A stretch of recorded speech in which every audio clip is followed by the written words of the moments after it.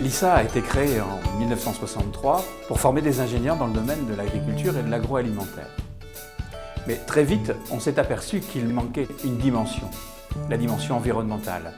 Voilà pourquoi on a créé une troisième spécialité, l'environnement, à la fois en pédagogie pour la formation d'ingénieurs, mais également un master environnementaliste depuis plus de 20 ans. En matière de formation, l'équipe du pôle environnement travaille à 2 niveaux. Le premier niveau consiste à doter chaque étudiant, quelle que soit sa spécialité, d'un bagage minimum en environnement.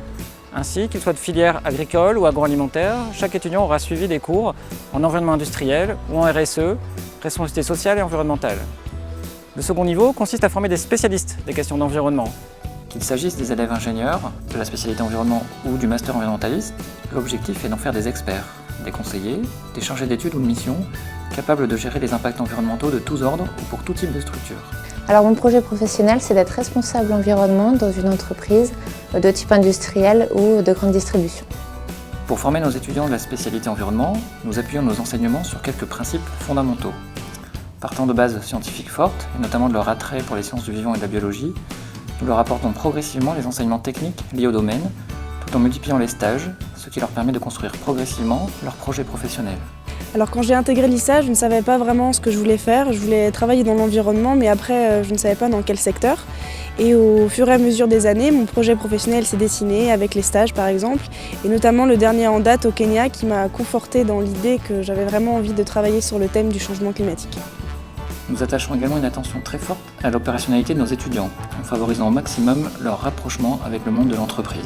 Alors moi j'ai choisi de me spécialiser dans l'environnement à l'ISA car c'était une formation qui présentait un contact privilégié avec les professionnels, notamment à travers des journées de projet chaque semaine pour lesquelles on travaille pour les entreprises. De manière systématique en master environnementaliste et de façon volontaire pour le cursus ingénieur, nous valorisons leurs engagements associatifs dans le domaine parce qu'il s'agit là d'une autre forme d'apprentissage. Donc, je fais partie de l'association AERE. Donc AERE a pour vocation de sensibiliser les jeunes au respect de l'environnement à travers d'animations et d'ateliers ludiques sur différents thèmes de l'environnement, donc eau, déchets, développement durable.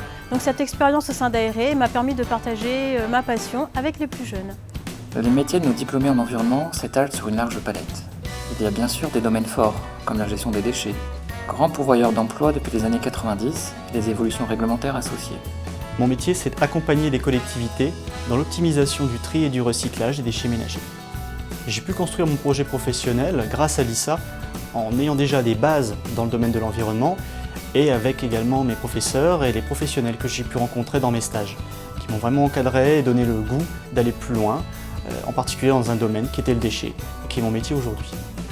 D'autres domaines, comme la gestion des risques industriels, les systèmes de management qualité, sécurité, environnement, le traitement de l'eau, la gestion des territoires et des milieux, les thématiques agri-environnementales concernent également un bon nombre de nos diplômés.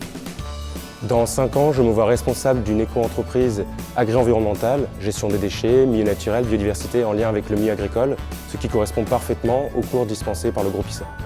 Enfin, cette palette de métiers évolue continuellement et fait apparaître de nouveaux secteurs d'emploi autour des thématiques d'énergie, d'éco-conception ou encore de construction durable. Je suis toute jeune diplômée de l'ISA et je suis actuellement chez Cabane qui promeut les énergies renouvelables chez le particulier et tout ce qui est éco-construction. Ma fonction chez Cabane, c'est d'être acheteuse. Donc je suis au pôle achat et je travaille notamment sur les isolants, sur la récupération d'eau de pluie, les panneaux photovoltaïques et tout ce qui est lié à l'habitat durable.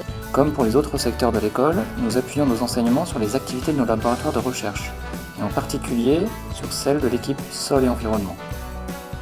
La recherche en environnement à l'ISA consiste principalement à étudier les effets des activités humaines sur l'environnement.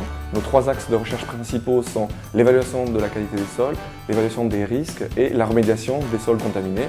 Bien évidemment, les chercheurs du laboratoire sont impliqués au niveau des enseignements de l'école. Afin de rester en cohérence avec nos activités de formation et de recherche, afin d'aller plus loin dans nos engagements et implications en termes de citoyenneté, nous essayons aussi de nous engager dans une démarche d'amélioration continue de nos pratiques environnementales quotidiennes.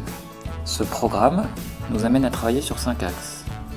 L'amélioration de la gestion de nos déchets d'une part, la réduction de nos consommations d'énergie et de nos consommations d'eau d'autre part, la réduction de nos consommations de papier, et enfin la réduction de notre empreinte carbone. Ces actions concernent l'ensemble des usagers du bâtiment et et se sont traduites par des réalisations concrètes, comme la rédaction d'un plan de déplacement d'entreprise en lien avec l'université, des mesures d'incitation à l'usage des modes de transport respectueux de l'environnement, ou encore la dotation du bâtiment en matériel moins énergivore. Que ce soit donc en matière de formation, de recherche ou d'exemplarité, l'ISA s'engage au quotidien en environnement. L'environnement a donc pris toute sa place au sein de la société et passé de conscience à science. Nous sommes heureux de contribuer avec nos diplômés et nos étudiants au dessin de nouveaux modèles de développement. L'avenir, il ne suffit pas de le prévoir, mais de le rendre possible.